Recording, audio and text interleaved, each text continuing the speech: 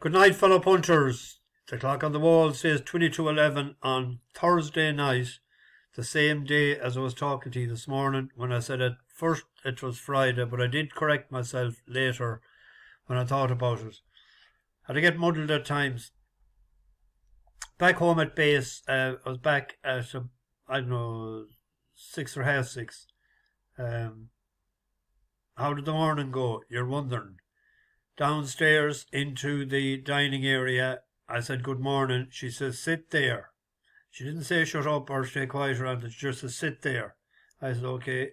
She handed over and she planted down the orange juice and the cornflakes because I had filled out the menu sheet last night and left it where I should have been. So I thought there might be a bit of humour. Just sort of maybe she might have said something like you filled it out last night, fair play to you or something. But when she didn't talk anything, then as she left down the cornflakes, I said, "Is your Wi-Fi as bad all over the house as it is for me above under the roof? Is that the reason?" She said, "The Wi-Fi is always good here."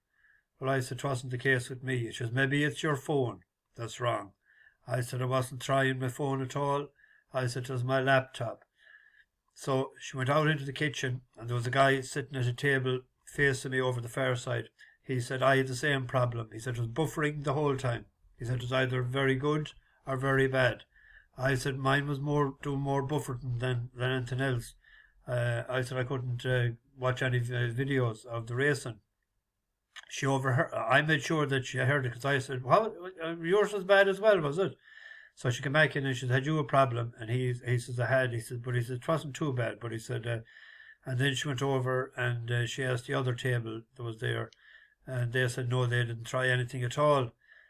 They said, "We didn't go on your Wi-Fi." And she said, "Well, normally it's very good in this house." She says, "We've booster points all over." I just said, "You mustn't have one up where I am, up under the roof." So there was no speech. She never spoke to me after that. And she bid the people that was leaving, she told them, have a nice day and have a great day, and asked them where they were going and everything. And when I was ready to go, I was waiting for her, but she didn't come near me. So I said, "What can I do with the key?" And she said, "Leave it there." So I left the key and I waited at the door just I was sarcastically going to give her a good dig, but she pretended she was busy down in the corner. I waited 2 or 3 minutes and she didn't come near me, so I buzzed off. But what a tulip. What a tulip she is. I'll never go there again anyway. I must, the Ash Grove it's in Newcastle there. Terrible. Anyway, we went off to want to do a bit of shopping, buy toys for the child this morning. And we headed to Meath. Trimcastle as all they wanted to look at, and headed straight for Dublin. I dropped them at the Drury Court Hotel, and we're going to Dundrum to an Indian place to eat. It's supposed to be the top place in Dublin for Indian food, out someplace near Dundrum Shopping Centre. But I have to say, the girlie, she's 2, but she looks about 3 or 3.5 in height-wise, and she has great control of the English language, or a little bit of it, but she has great control of her own language, Indian. But as we're departing today, or parting, the nice thing, we were high-fiving the last few days and we're getting on great, and he was giving her sweets and that. And she said in her own language, apparently, that she wanted to take a photograph with me. And she jumped up into my arms and she smiled and we high-fived and everything. And they were absolutely shocked to see the level of, the way she was so outward and outgoing. But a good family, and they're going back tomorrow. Anyway, we had 3 selections today. The first one was what? Oh, Silky. What won it? Alto Sax. And the time Alto Sax, we were on it on heavy ground. It went 1 to 6 in running. It faded and walked home. If it had ran any was better that day, we'd have stuck with it in Roscommon last week and again today. And I see it was claimed. It's going to a new yard after tonight. And Silky was claimed as well. I think one was for 17,000, the other one was for 10 or 12. We had Betty Dutton running 4th, as we might hope she would, but they were only paying 3 places because it was 4 non-runners. She ran in a different sort of a race. I thought when she was up at the pace, he reined her back, and she didn't get clear vision of a couple of flights, and she ran on, but didn't get money out of it. And the other one then, the bird had flown with, they were playing cat and mouse and letting the one off in front. What was that, Vampire Slayer? Yeah, that'll find it hard to win a race, maybe. I'd say might jump a hurdle, I'd say, or something. But anyway, we didn't collect anything today. On to tomorrow. We look at Epsom first. There's a horse there I had in my mind after seeing it running the last day. Dancing Magic. I don't know what's the weather forecast for tomorrow in Epsom. I'd like it to stay good to soft for this, but there's a horse we'll talk about in a few minutes. We'd like it to team rain. But if you look at this horse, it hasn't won a race yet. It's 0 for 13. But it's rated, 95. It went up a pound. If you look at it when it ran against Naval Power, Silver Knot and Auguste Rodin as a 2-year-old. They were in listed Group 3 and Group 1. And then all of 2023 bar 1. It was Group 3, Group 2, Group 3 listed and Group 3. And its best run probably was behind Wapiro on Good to Ferrum. And good ground there in a Group 3 behind Indestructible. Wind surgery then. Soft ground it didn't like in Ascot. But the last day, or the last 2 runs it had on Good to Soft and Good to Ferrum. 2 good runs, I thought, but particularly the last one went off favourite. We were on Percy's Lad that day, and it ran a good race. It's in the green colours in second. I said that day when we were coming around the turn. I said, I think we'll win it, but I was watching the one in second. Documenting in the orange colours, and Al Zahir is angling for a run. Up the inside, Liam Archie dreams with Clifford Lee as they come up the home straight now inside the final furlong. Percy's Lad, can he do it? He broke from stall 13 on the outside. He assumed control of the race very early on, and he's going to do it. Percy's Lad all the way for Richard Kingscote. Dancing Magic second. Then came Documenting. Kingscote gave that a great ride altogether. From stall 13. But Dancing Magic, I thought it'd be an each way bet the next time he'd run. Koi Koi is the fav for George Buick and Buick.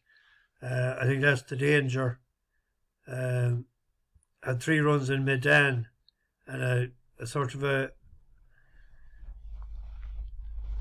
pipe opener the last day at 7 furlongs, back up to a mile. It should be his optimum trip. But I thought I'd marked down Dancing Magic as an each way bet. They're paying 5 places. I hope it doesn't get too soft for him. The Coronation Cup won last year by Emily John. We were on it. Bet Westover in a 5-horse race, and that was its first run of the year. Now it has a run this year, but it was out Farton. So what happened it was the thing. But if you look at it, it was a race we had an interest in, the Dubai Shima Classic. We were on Liberty Island, and you remember Rebels Romance got a freebie up front, 28-1. And if you look at it, Emily Upjohn, Bet Pint Lonsdale, and a few more. And it was only just a short head and a neck behind Liberty Island. And like it was a decent first time run, and it runs well fresh. That's the problem for me tomorrow is it won first time out in November 2021. Then it won first time out the following April. Won second run. And then it won after a break in October. It won first time out last year. But it had a good run, went to second, then to Paddington. So its first 2 runs has been its best every time. So we're going to go with it. I think the danger is the French horse, Feed the Flame. That's the one I'm most afraid of. Now, Emily Upjohn is drifting like a bear. She's 8-11 yesterday, it's out to 11-8. But this one ran in the Prix de l'Arc, and it had a nice prep for this the last day.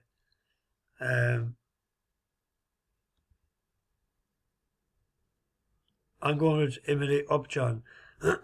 Danger, feed the flame. I would check the market.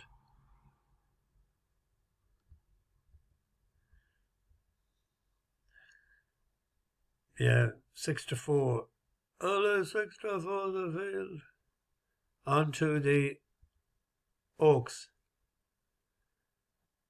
Ylang is a bit of money for it. Just 2-1 earlier into 15-8. I think it's the most likely winner. If you look at the guineas, it comes from here. We were on the. I thought we were counting our money. We were on the one in front, the French horse. Are now shaken up for more, but it's the French filly Ramatuelle who races towards the dip with a length and a half lead. Porta Fortuna is giving chase. Dance Sequence back in third, then Almalka, and they're staying on Ylang out of the dip inside the final furlong. It's Ramatuelle trying to hold off Porta Fortuna. Almalka's running on strongly as they head up toward the line. Ramatuelle just in front. Almalka diving. Almalka's won the guineas from Porta Fortuna. Ramatuelle, Ylang and Tamfana. Spencer finished the fastest last furlong, actually, there, but he has no future entries yet. David Menigier's horse. That was a good run. It showed it's always the next, will the stay the extra half a mile. I think it will. If you look at Wells' horse, the second one, the two horses that had beat Purple Lily and Everlasting, done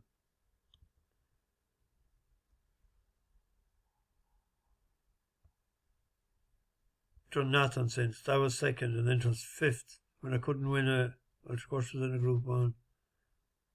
But I think Ylang is, even though it's favourite, I think it's the most likely winner.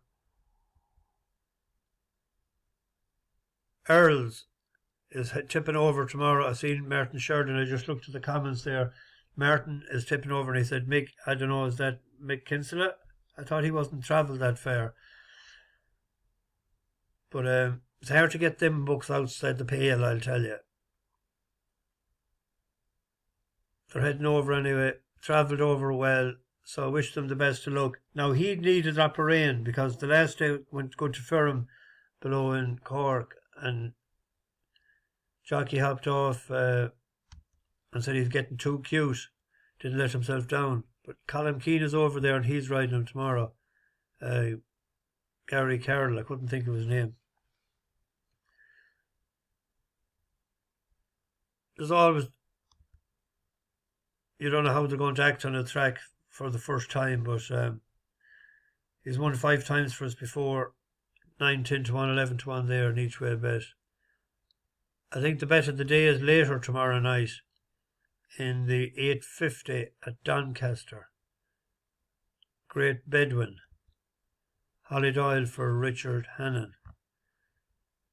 This went up £3 for its last run over 1.5 miles at Ascot.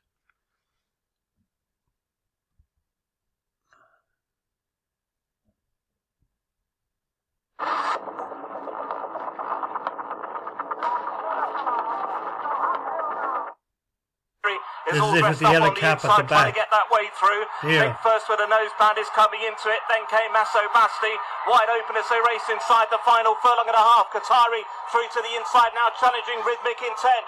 Graham still got every chance. Then Masso Basti, King of the Plains and Great Bedwyn are both finishing from some way back. Qatari over on the running rail from Graham. Great Bedwyn still accelerating towards the front, but it's going to be Qatari for 3 in a row. Qatari from Great Bedwyn. Then came Graham, King of the Plains, followed by Masso Basti and Rhythmic Intent.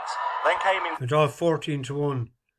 King of the Plains that finished fourth there, he was on the outside, but he knifed through him beside him, and I think it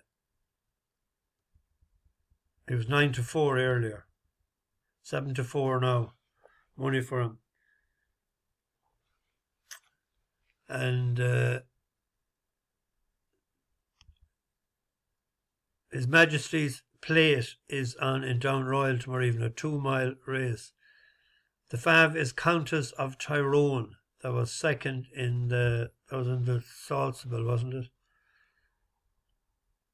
But it was a 97 rated horse that beat it in franchise for the Shark.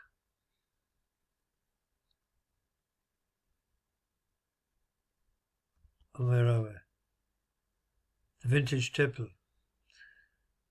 97 rated horse, and Jupe was 87, not far behind. So I know she's a full brother to Earl of Tyrone, but Falcon 8, I know he's getting on like myself, but I'm taking one and going with the 11-4 if I get it. Or this ran in Chester, the Chester Cup. It ran on well. It got in bother before the turn for home. That's it, is the yellow cap here. In second is Amin. Grand Providence is next. Zoffy is working his way through into contention, goes third. On the outside, Forza Orta. Running around behind them with no room is Aquam inside the final furlong. And Zoffy has struck the front. And Zoffy lands a Chester Cup. Second last year, first this year. From Amin, running on Zanderbad. And then on the inside, Aquam. That was a good run. I know that's a couple of furlongs further, but if there's a bit of pace tomorrow for a team at Party Central there and the very man. So Falcon 8 taking on the Fav.